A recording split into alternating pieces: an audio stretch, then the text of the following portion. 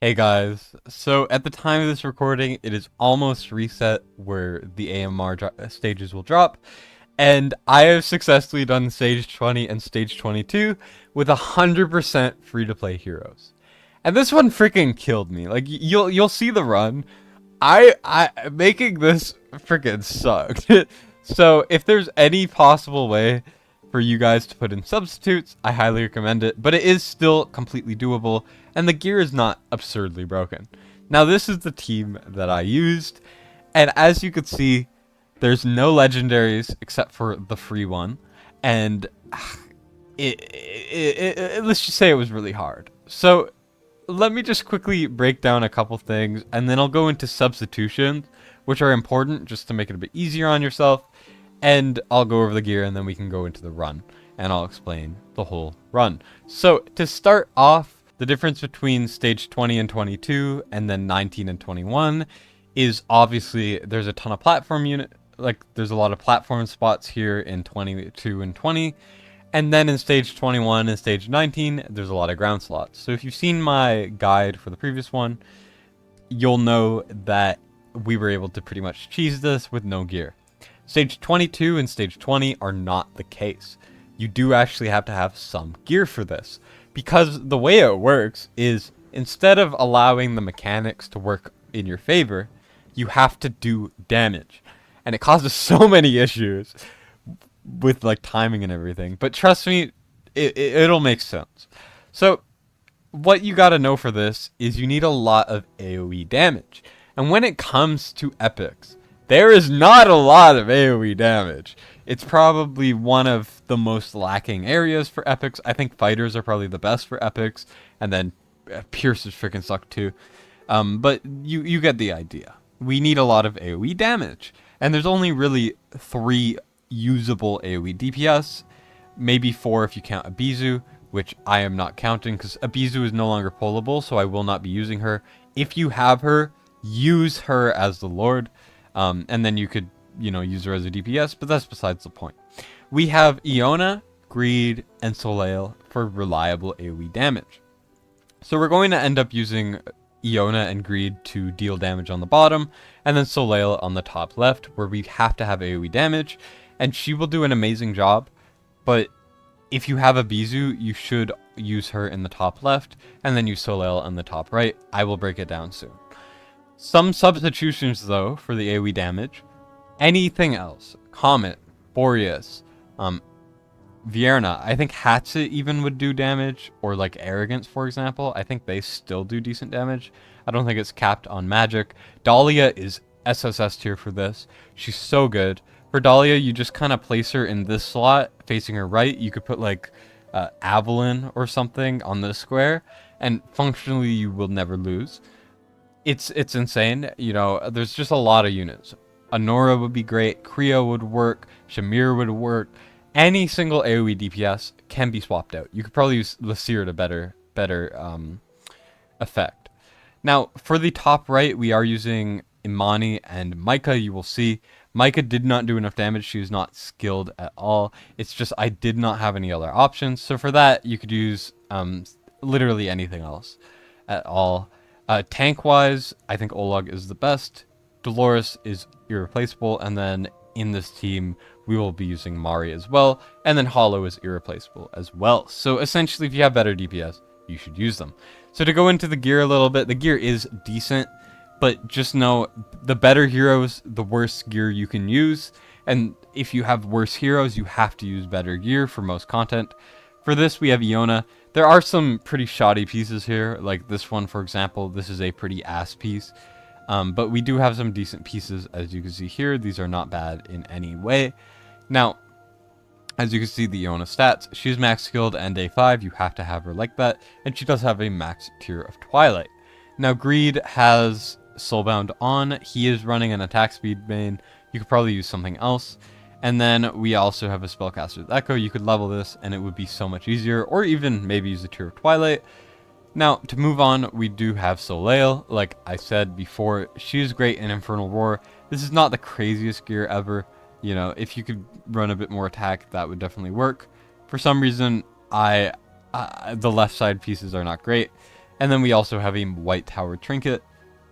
You could probably use the Tear of Twilight, even a base one might be better.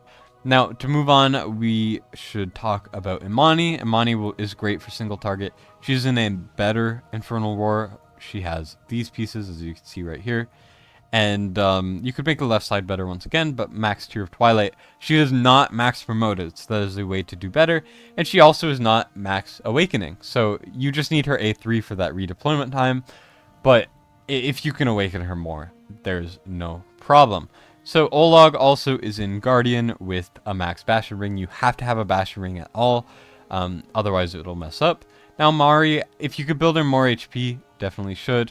Essentially, you want to just go for attack speed, rage regen if you can, and you just want as much attack speed as possible with Mana Spring if you can. I don't think you need it. I don't think I needed that much rage regen as I had, but it still does help. So Nightmare Samsara, it does not need to be maxed, but the more the better. And then Hollow, the healer, is going to be in Invig. We have a little bit of HP just because you want a bit of HP, but make sure she has some rage regen, some attack speed, and some healing output. Max your 4-Corb is best, but it's, once again, you don't need it to be as maxed. You also, Micah does have Infernal Roar as well, but this was a pretty mid thing. And then Icarus Chalice just to keep her alive, which you will see in a second. This stage was quite difficult.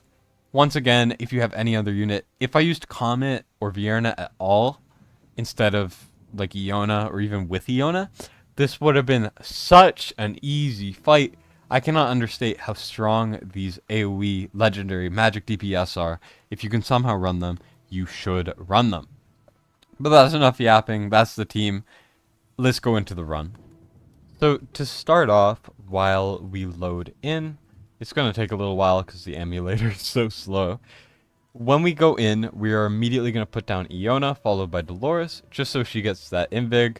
And then we're going to put down Hollow immediately after, putting down Greed, just so he also gets Invig. We really want to be maximizing our damage, considering the epics really do not do a lot. Now we're going to put Mari there. Mari and Greed are going to perpetually keep them suspended, essentially. And we're just going to be clicking our ults.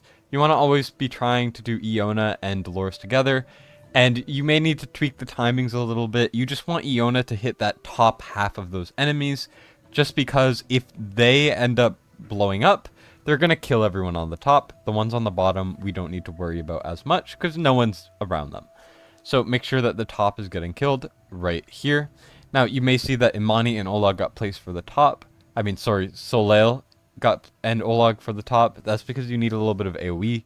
If you have a Bizu or any other AoE damage dealer, you should be using them there because it just makes it easier. We do almost lose at the top a couple times, but you'll see that the timing always works out because Soleil is the GOAT, and you could also build her better at any time. So we're just going to be continuously cycling our ults. I tried not to use ults on the remaining guy on the bottom there, just because I knew that the big wave was coming. Hollow does help with some of the timing, so we're just going to keep it going. Now what you're going to see is I am spamming Mari ults a lot. As long as Iona can hit reliably, we are going to be doing that. Now in the top right, you see that there are things about to come out. We're going to do Imani first. I do have her built with enough tankiness to survive one of the AoEs. So while we are microing the bottom, we're triggering Mari ults as soon as they're coming up. We're going to trigger Imani ult, and she should clear about 2 waves or so, and then we can swap Micah in.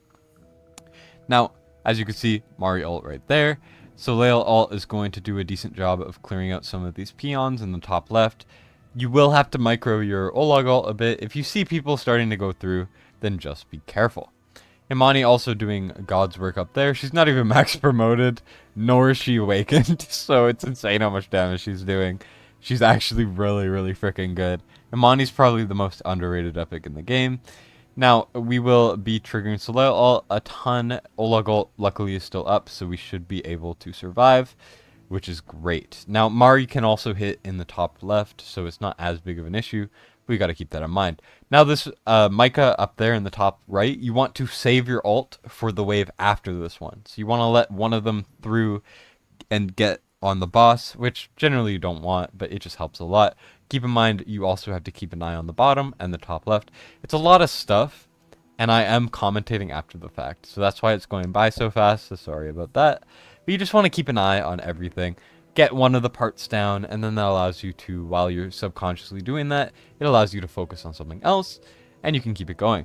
Now the top left you can see is getting overrun, so we will be clicking Soleil ult as soon as it's up, and Oleg ult just to keep people alive, and Mari ult is helping us a little bit as well.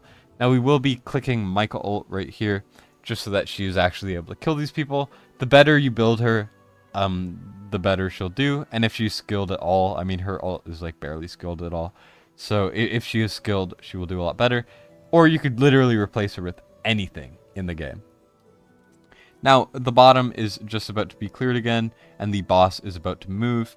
Luckily, everyone is staying alive, even with 1 stack. The way I have everyone built, I can't survive 2 stacks, so luckily Micah is doing enough damage. Now here, after Micah clears the waves, we are actually going to sell her, and also we are going to Mari ult soon just to help Soleil with the top left, just so she can get her ult up and clear everything, because she really needs her ult to clear everything.